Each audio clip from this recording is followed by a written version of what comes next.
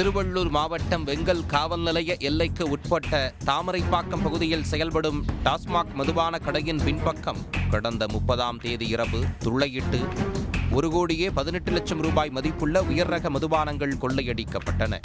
அதேபோன்று பெரியபாளையம் காவல் நிலையம் எல்லைக்கு உட்பட்ட மெய்யூர் கிராமத்தில் உள்ள டாஸ்மாக் கடையிலும் கடந்த 11ஆம் தேதி அதே பாணியில் டாஸ்மாக் கடையின் பின்புறமாக துளையிட்டு மது பாட்டில்களை அள்ளிச் சென்றன. இந்த 2 சம்பவங்கள் தொடர்பாக காவல் நிலையங்களில் தனித்தனியாக புகார்கள் அளிக்கப்பட்டன. இது சம்பந்தமாக திருவள்ளூர் மாவட்ட காவல் கண்காணிப்பாளர் சீனிவாச பெருமாள் உத்தரவின்படி ஊத்துக்கோட்டை துணை கண்காணிப்பாளர் சாந்தி தலைமையில் தனிப்படை அமைத்து விசாரணை நடத்தப்பட்டது. துளையிடப்பட்ட கடைகளை போலீசார் நேரில் பார்த்ததோடு நள்ளிரவு 12 மணி முதல் அதிகாலை 3 மணி வரை அந்த பகுதியில் உள்ள சிசிடிவிகளில் பதிவான காட்சிகளை பெற்றும் ஆய்வு செய்தனர். ஆனாலும் கொள்ளையர்களை நெருங்க முடியவில்லை.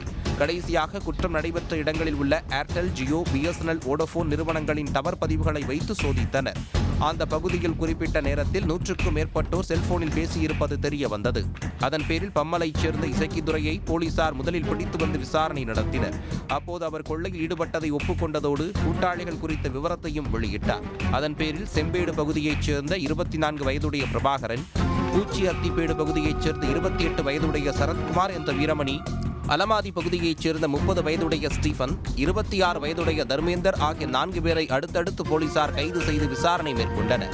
விசாரணையில் கொள்ளையடித்த மதுபானங்களை சென்னை எர்ணாங்குப்பம் பகுதியைச் சேர்ந்த பழைய இரும்பு கடை வியாபாரி இன்னாச்சி புத்துவிடம் கொடுத்து விற்றுவிட்டதாக கூறினர். டாஸ்மாக் கடைகளில் துளைபோட சம்மட்டி, கடப்பாறை ஆகியவற்றை கொடுத்து அனுப்பியதாகவும் தெரிவித்தனர். அதன் பேரில் எர்ணாகுப்பம் பகுதியில் பழைய இரும்பு கடை வியாபாரி இன்னாச்சி முத்துவையும் போலீசார் கைது செய்தனர். விசாரணையில் இசக்கிதுரை, பிரபாகரன், சரத்குமார், ஸ்டீபன், தர்மேந்தர் ஆகிய 5 பேரும் மதுபான கடையில் மது குடிப்பது போன்று சென்று நோட்டமிட்டுள்ளனர். மேலும் அந்த பகுதியில் 2 தினங்கள் கனமழை பெய்ததால் மின் இணைப்பு துண்டிக்கப்பட்டிருந்ததை சாதகமாக பயன்படுத்தி கொள்ளையை அரங்கேற்றியது அம்பலமானது.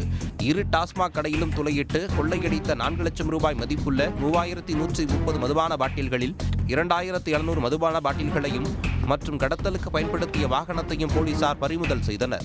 திருவள்ளூர் அருகே கனமழையால் மின்சாரம் துண்டிக்கப்பட்ட நேரத்தில் அடுத்தடுத்து 2 டாஸ்மாக் கடைகளில் சுவற்றில் துளையிட்டு 3100 மதுபாட்டில்களை கொள்ளையடித்த வழக்கில் 6 பேர் கைதான சம்பவம் பரபரப்பை ஏற்படுத்தியுள்ளது.